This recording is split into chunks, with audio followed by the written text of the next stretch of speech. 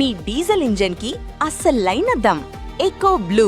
తెలంగాణలో జనసేన పార్టీ విస్తరించాలనేటువంటి ప్రణాళిక ఎంతవరకు అమలు సాధ్యం? ముఖ్యంగా తెలంగాణ భూమిపుత్రులదే అని చెబుతున్నటువంటి రాజకీయ పార్టీల నినాదాలు రాజ్యాంగబద్ధమైన ఈ అంశాలపైన విశ్లేషణ చూద్దాం. మనతో పాటు మాజీ జడ్జి అలానే పొలిటికల్ అబ్జర్వర్ రామకృష్ణ గారు ఉన్నారు. రామకృష్ణ గారు నమస్తే.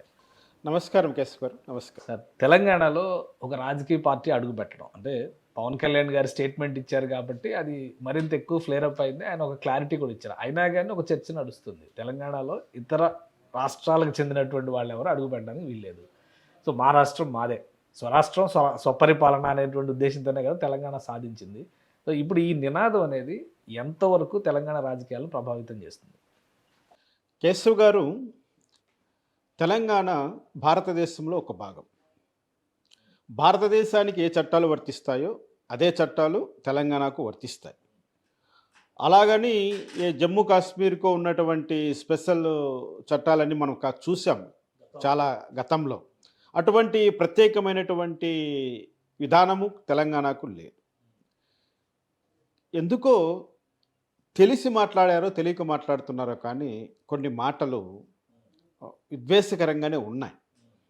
ఎందుకంటే ఓటు హక్కు ఉన్న ప్రతి భారతీయుడు భారతదేశంలో ఎక్కడైనా పోటీ చేయొచ్చు. కొన్ని మినహాయింపులు ఉంటాయి, ఆ మినహాయింపులకు లోబడి.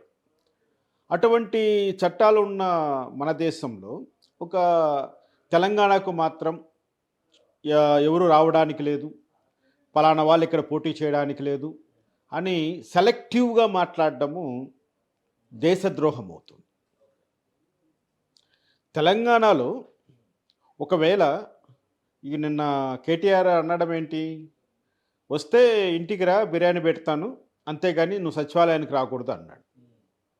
ఆయన తెలిసి మాట్లాడాడో తెలియక మాట్లాడాడో రాజకీయ అజ్ఞానంతో మాట్లాడాడో కానీ చాలా తప్పు మాటే మాట్లాడాడు.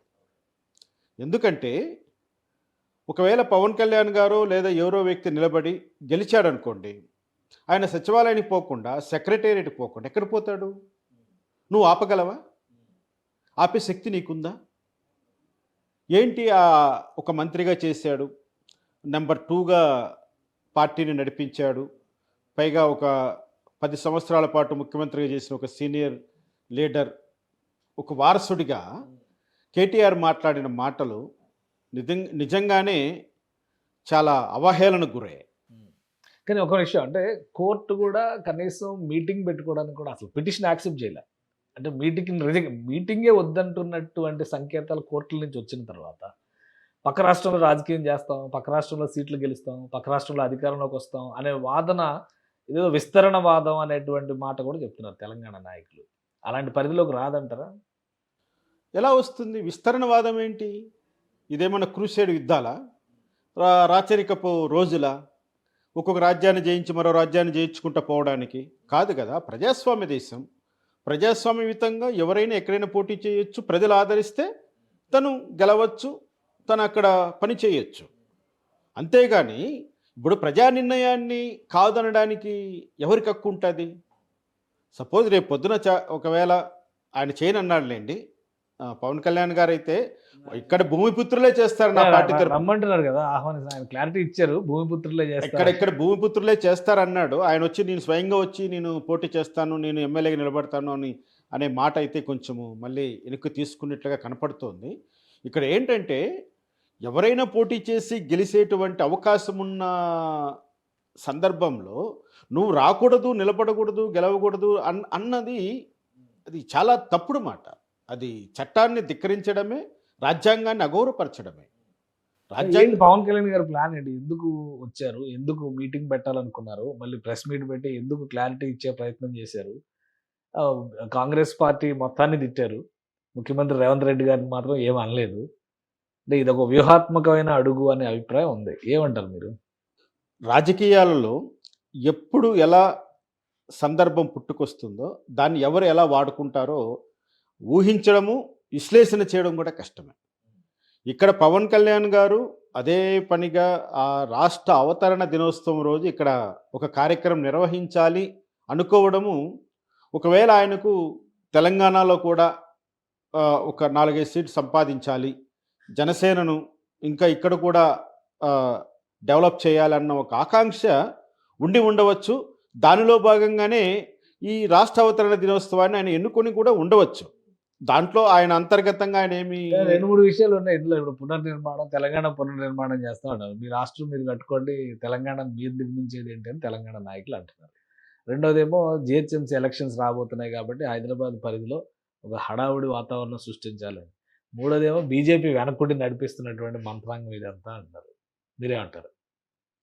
బీజేపీ, జనసేన గురించి మాట్లాడుకోవాలంటే 2 ఒకటే కదండీ!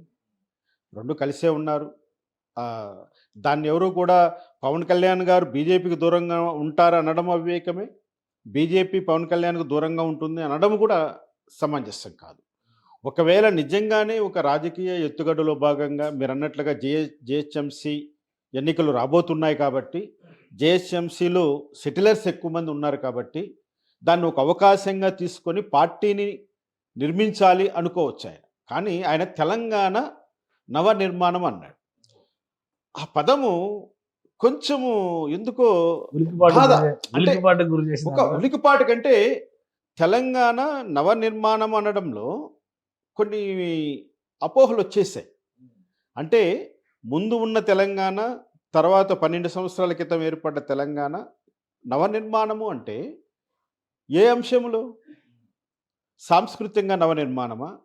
లేకపోతే అభివృద్ధిలో నవనిర్మాణమా? లేకపోతే మాండలికాలలో నవనిర్మాణమా? దేంట్లో నవనిర్మాణం చేయాలనుకున్నాడు ఆయన? ఆయన జనసేన నవనిర్మాణం అని అంటే బాగుండేది. ఎందుకంటే పార్టీని ఎక్కడైనా పెట్టొచ్చు, దాన్ని పెంచి పోషించవచ్చు. అవన్నీ కూడా ఎవరైనా యాక్సెప్ట్ చేస్తారు. అంటే అందరూ చేసేదే కదా. ఇప్పుడు బీఆర్ఎస్ అధికారంలో ఉన్నప్పుడు తెలంగాణ పునర్నిర్మాణం అని చెప్పని ఆయన ఆంధ్ర వాళ్ళ నుంచి తీసుకున్నాం కాబట్టి ఆంధ్ర పాలకుల నుంచి విముక్తి పొందింది కాదు ఆయన పునర్నిర్మాణం అనేది. అధికారంలోకి వచ్చే ముందు రేవంత్ రెడ్డి గారు కూడా అదే అన్నారు, పునర్నిర్మాణం చేస్తాం మేము తెలంగాణ అనేది. ఇక్కడ ఇది కేశవ్ గారు నవనిర్మాణం అన్నారు. నవనిర్మాణానికి పునర్నిర్మాణానికి ఏంటి తేడా? కేశవ్ గారు కేసీఆర్ గారు చెప్పినట్లుగా ఆంధ్ర పాలకుల నుంచి విముక్తి కాదు. ఎందుకంటే ఉమ్మడి ఆంధ్రప్రదేశ్ను పరిపాలించిన వాళ్ళు తెలంగాణ వాళ్ళు కూడా లేకపోయారు. బూరుగుల రామకృష్ణ ఉన్నారు. అదేవిధంగా ఇంకో మన రెడ్డి గారు ఉన్నారు. తెలంగాణ చెన్నారెడ్డి గారు ఉన్నారు. ఎంగళరావు అంతా తెలంగాణ వాసులు కూడా మరి ఉమ్మడి రాష్ట్రాన్ని పరిపాలించిన వాళ్ళు ఉన్నారు. అది ఆ రోజుకి సరిపోయింది. ఆ రోజు ఏం చెప్పినా ప్రజలు నమ్మారు, ప్రజలు నమ్మించారు. అవన్నీ కూడా గతం గతహ అనుకోవాలి. ఎందుకంటే ఇటువంటి సెన్సిటివ్ అంశాలలో పాత గాయాలను మళ్ళీ ప్రేరేపించకూడదు.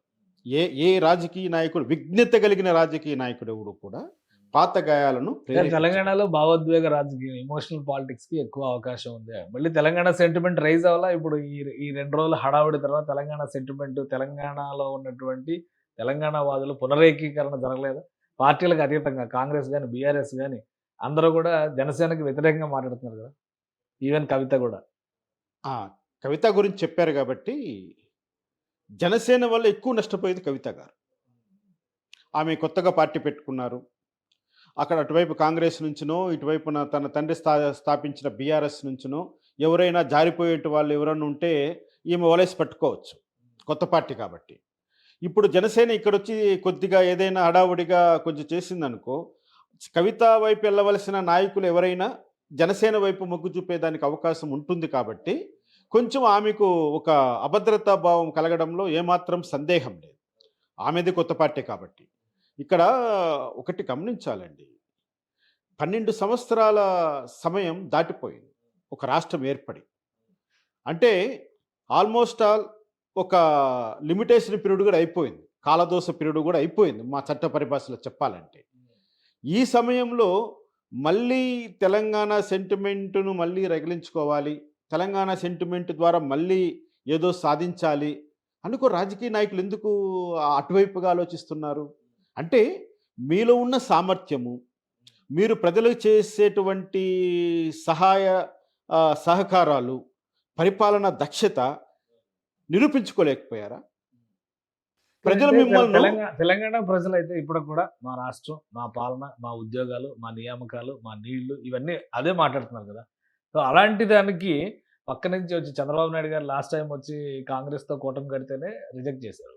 ఇప్పుడు జనసేన పార్టీ వచ్చి మళ్ళీ ఇక్కడ ఎన్డీఏని తెలుగుదేశంతో కూడిన ఎన్డీఏనా లేదంటే ఓన్లీ బీజేపీ జనసేన కూటమి కట్టడానికి అవకాశం ఉందా తెలంగాణలో? ఖచ్చితంగా. ఎందుకంటే ఎన్డీఏ అన్నది ఈ తెలుగు రాష్ట్రాలకు పరిమితమైన పార్టీ కాదు కదా. దేశవ్యాప్తంగా పరిపాలన ఉన్నటువంటి ఎన్డీఏ కూటమి అది. ఎన్డీఏలో ప్రతి రాష్ట్రానికి సంబంధించిన ఏదో ఒక పార్టీ భాగస్వామిగా ఉన్నారు. వాళ్ళ పరిపాలనలో భాగస్వాములయ్యారు.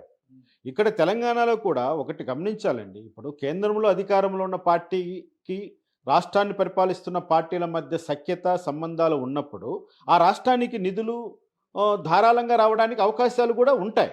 ఈరోజు ఈరోజు ఇక్కడ మన ఆంధ్రప్రదేశ్లో చంద్రబాబు నాయుడు గారు, పవన్ కళ్యాణ్ గారు ఎన్డీఏతో కలిసి ఉండబట్టి ఆంధ్రప్రదేశ్కి ఈరోజు నిధులు ఏ రంగంలో అయినా ఎక్కడ ఆగకుండా వస్తున్నాయి. ఇప్పుడు దేశవ్యాప్తంగా మిగిలిన రాష్ట్రాల వాళ్ళు కంప్లైంట్ చేసే స్థితికి వచ్చింది. ప్రతి ఒక్కటి ఆంధ్రప్రదేశ్కి తీసుకెళ్తున్నారు ఏంటి అని. అంటే ఆ విధమైనటువంటి అభివృద్ధి ప్రజలు కోరుకోవాలి. తప్పేమీ లేదు. ఎందుకంటే ప్రతి ఒక్కరు ఏమంటారు, ఇది మంది అంటే ఇప్పుడు డైరెక్ట్ గా బీజేపీలో డైరెక్ట్ గా తెలుగుదేశంలో చేరలేని వాళ్ళకి జనసేన పార్టీ ఒక బలమైన ప్రత్యామ్నాయం అవుతుంది అని అనుకోవచ్చా? వీళ్ళు బలపడ్డారు, కూటమిగా బలపడ్డారు. తప్పకుండా. మీరు నిన్ననే ఆయన గడల శ్రీనివాస్ గారు డిఎం&హెచ్ ఆయన జాయిన్ అయ్యారు జనసేన పార్టీలో పవన్ కళ్యాణ్ గారి ఆధ్వర్యంలో. అంటే ఇలాంటి వాళ్ళందరూ కూడా ఇప్పుడు జనసేనని ఒక ప్రత్యేక వేదికగా చూడడానికి అవకాశం ఉంటుంది. తప్పకుండా. ఎందుకంటే పవన్ కళ్యాణ్ గారికి క్లీన్ చిట్ ఉందండి.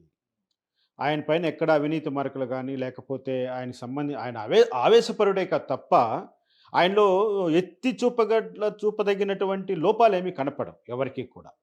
పైగా ఆయన మాట తీరు కానీ కొంచెం నమ్మదగ్గంగా ఉంటుంది అన్న ఒక కాన్ఫిడెన్సు విద్యావంతులకు, మేధావులకు, రిటైర్డ్ ఉద్యోగస్తులకు లేదా రాజకీయాల పట్ల ఆసక్తి ఉన్నటువంటి యువతకు, ఇటువంటి వాళ్ళందరూ కూడా ఆయన్ను అనుసరించడానికి ప్రయత్నం చేయడంలో తప్పు లేదు, ప్రయత్నించవచ్చు కూడా. ఇక్కడ నీకు తెలంగాణలో వరకు సంబంధించినంత వరకు 2 భిన్నమైన ధృవాలు ఉంటాయి. ఒక హైదరాబాద్ చుట్టూ ఉన్నటువంటి నాగరికం ఒకటి, మళ్ళా రిమైనింగ్ తెలంగాణ యొక్క పరిస్థితులు, రూరల్ తెలంగాణ పరిస్థితులు వేరు. ఎక్కడ మీరు ఇక్కడ ఒకటి గమనించండి. ఇక్కడ నేను అంటున్నది ఏంటంటే హైదరాబాదులో ముఖ్యంగా 19 ఎమ్మెల్యే సీట్లలో ప్రభావితమైనటువంటి వాతావరణము నీకు తెలంగాణకు అనుకూలంగా ఉండదు. కానీ తెలంగాణ రాష్ట్రంలో మేము కలిసి జీవించాలి అన్నటువంటి ఒక భావన ఉంది కాబట్టి వాళ్ళు ఇటువైపు మొగ్గు చూపుతారు, ఈ తెలంగాణ పార్టీల వైపు. కారణం ఏమి, అంత అన్నదమ్ములా కలిసి ఉన్నాం, ఇక్కడే పుట్టాం, ఇక్కడే పెరిగాం. 2023 ఎలక్షన్స్ లో టీఆర్ఎస్ బీఆర్ఎస్ పార్టీకి బలమైన అండగా నిలిచింది సిటీనే కదా. అంటే ఏంటి, మనం కలిసి ఉన్నాము, ఇక్కడ మనం బ్రతకడానికి వచ్చాము, వీళ్ళతో కలిసి బ్రతకాలన్నటువంటి ఆలోచన వాళ్ళలో ఉంది కాబట్టి ఆ విధమైనటువంటి వాతావరణం ఉంటుంది. వాళ్ళని అభద్రతా భావానికి గురి చేస్తే ఖచ్చితంగా ప్రత్యామ్నాయం వైపు చూస్తారు. ఎవరైనా అంతే. ఆ ప్రత్యామ్నాయం వైపు వెళ్లకుండా చూసుకోవాల్సిన బాధ్యత ఎవరిది? ముఖ్యంగా బీఆర్ఎస్ది. ఎందుకంటే బీఆర్ఎస్ పుట్టుక, పెరుగుదల అంతా కూడా ఒక ప్రాంతీయ మీ లెక్క ప్రకారం రాష్ట్ర విభజన జరిగిపోయింది, 12 ఏళ్ళు అయిపోయింది, ఎవరి పరిపాలన వాళ్ళు చేసుకుంటున్నారు. ఈ రోజుల్లో కూడా రాజకీయం పేరిట ఆంధ్ర నాయకులు వచ్చి తెలంగాణ సెక్రటేరియట్ లో రాజ్యం చేసే పరిస్థితి ఉంటుందా? ఉండదండి. ఎందుకంటే 1-2 సీట్లు గెలవడం సాధ్యమవుతుంది తప్ప మెజారిటీ సీట్లు గెలవడం. ఇప్పుడు అమెరికాలోనే సెనేటర్స్గా తెలుగు వాళ్ళు ఉన్నారు, లండన్లో ఉన్నారు, ఆస్ట్రేలియాలో ఉన్నారు.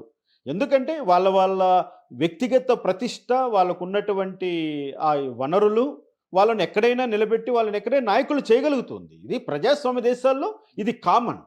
ఇక్కడ కూడా తెలంగాణలో కూడా 1-2 సీట్లు ఆంధ్ర వాళ్ళు వచ్చి గెలిచినంత మాత్రాన వాళ్ళకు ఒరిగేది ఏమి ఉండదు. వాళ్ళు కూడా తర్వాత ఈ ప్రవాహంలో కలవలసిన వాళ్ళే ఖచ్చితంగా.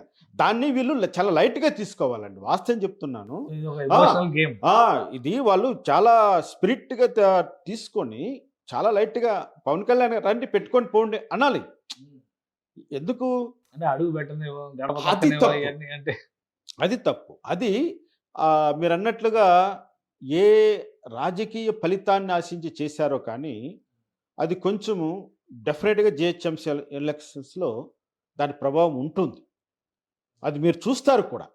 కారణం ఏంటంటే అప్పుడే కొన్ని చోట్ల కొన్ని సమావేశాలు జరుగుతున్నాయి. ఎవరికి తెలియకుండా కొన్ని సమావేశాలు ఏర్పాటు చేయడం జరిగింది. జనసేనకి అనుకూలంగా నేను కూడా ఒక సమావేశం ముస్తీరాబాద్లో ఒక సమావేశానికి నేను కూడా వెళ్ళాల్సి వచ్చింది. ఓకే ఓకే ఎందుకంటే ఇక్కడ వీళ్ళు ఈ విధంగా ప్రవర్తిస్తున్నప్పుడు ఇంకా నెక్స్ట్ మన మన పరిస్థితి ఏంటి అంటే, మనం ఇక్కడ పుట్టి ఇక్కడ పెరిగి మనకి ఇక్కడ ఓటు హక్కు ఉండంగా మనము ఎమ్మెల్యేగానో లేదా ఒక కార్పొరేటర్ గానో పోటీ చేయకూడదా అనే ఒక ఆలోచనలోకి వెళ్తున్నారు వాళ్ళు. వాళ్ళకు దీనివల్ల ఎవరికి లాభం జరుగుతుంది దీనివల్ల? ఇట్లాంటి మైండ్ సెట్ ఒకవేళ వస్తే రాజకీయ పార్టీల్లో ఏ పార్టీకి లాభం? ఎందుకు ఇంత ప్రతిఘటన ఎదురవుతుంది? అధికారంలో ఉన్న కాంగ్రెస్ రిజెక్ట్ చేస్తుంది, ప్రధాన ప్రతిపక్షంగా ఉన్న బీఆర్ఎస్ రిజెక్ట్ చేస్తుంది ఈ వాదన. ఆటోమేటిక్ ఎక్కడ వెళ్తుంది?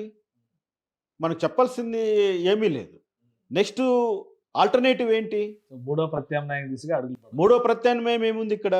బీజేపీ ఉంది. బీజేపీ ఎప్పుడు కూడా చాలా తెలివిగా మైండ్ గేమ్ ఆడుతుంది. నిన్న రఘునందన్ రావు గారి స్టేట్మెంట్ మీరు చూసే ఉంటారు. ఆయన స్టేట్మెంట్లోని సారాంశాన్ని మనం అర్థం చేసుకోగలిగితే, ఆయన జనసేన యొక్క ప్రవేశాన్ని అడ్డుకోవడం తప్పుగానే ఆయన భావించాడు. అంటే దాని అర్థం ఏంటి? ఇక్కడ జనసేన బీజేపీ అలయన్స్తో రేపు ఒకవేళ కూటమి ఏర్పడే అవకాశాన్ని తోసిపుచ్చలేము. టీడీపీని కావాలంటే కొంచెము దూరంగా పెడతారేమో తప్ప, నీకు జనసేనను ఆదరించేదానికి తెలంగాణ రాష్ట్రంలో ఒక స్పేస్ అయితే ఉంది. పవన్ కళ్యాణ్, ఎందుకంటే పవన్ కళ్యాణ్ గారు ఇక్కడే పుట్టాడా లేదా అనేది పక్కన పెడితే, ఆయన సినీ ప్రస్థానాన్ని కొనసాగించారు. బలమైనటువంటి కుటుంబ నైవేద్యం ఉంది, సినీ ప్రముఖుల అండదండలు ఉంటాయి.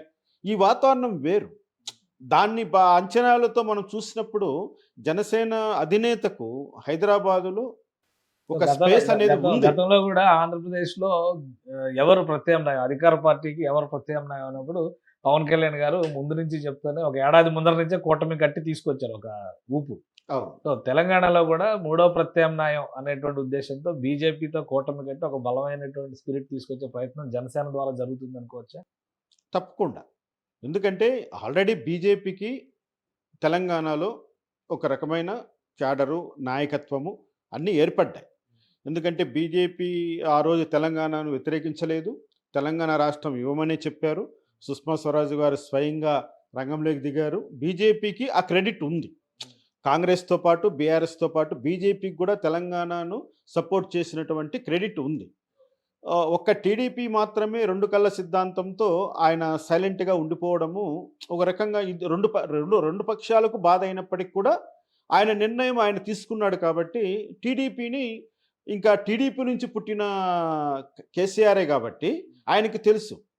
అంటే ఆ చెట్టు కాయలు తిని చెట్టును నరికేసేటువంటి రాజకీయ తత్వంలో ఆయన ఉండిపోయాడు. కాబట్టి ఆ చెట్టును రూపుమాపాలనుకున్నాడు, అంతే రూపుమాపేశాడు కేసీఆర్ గారు. ఆయన అనుకున్నది సాధించాడు. కానీ ఇప్పుడు పరిస్థితులు వేరు. ఇప్పుడు కేటీఆర్ గారి నాయకత్వం ఎలా ఉండబోతుంది, ఇప్పుడు కవిత గారి యొక్క పరిస్థితి ఏంటి, ఈ రెండింటి మీదనే నెక్స్ట్ ఎలక్షన్స్లో ప్రజలు ఆలోచిస్తారే తప్ప కేసీఆర్ని దృష్టిలో పెట్టుకోరు. ఎందుకంటే కంప్లీటెడ్. ఆయన జీవిత సాఫల్యం చెందింది. ఆయన పుట్టినందుకు, ఆయన రాజకీయాలు చేసినందుకు, ఆయన కోరినందుకు ఆయన సాధించగలిగాడు. ఆయన్ను ఒక స్థాయిలో ఇంకా తెలంగాణ ప్రజలు పెట్టుకుంటారు, ఆయన నో డౌట్ అట్ ఆల్.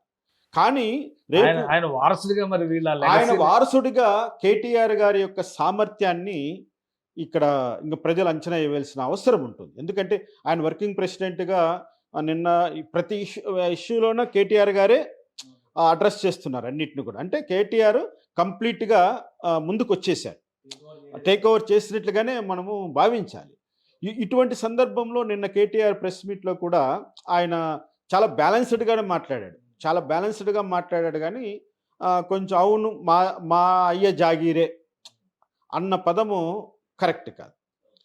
మీ అయ్యే జాగీర్ అయితే రామోజీ ఫిల్మ్ సిటీని నువ్వు తాకట్టు పెట్టు, హ్యాండ్ ఓవర్ చేసుకో.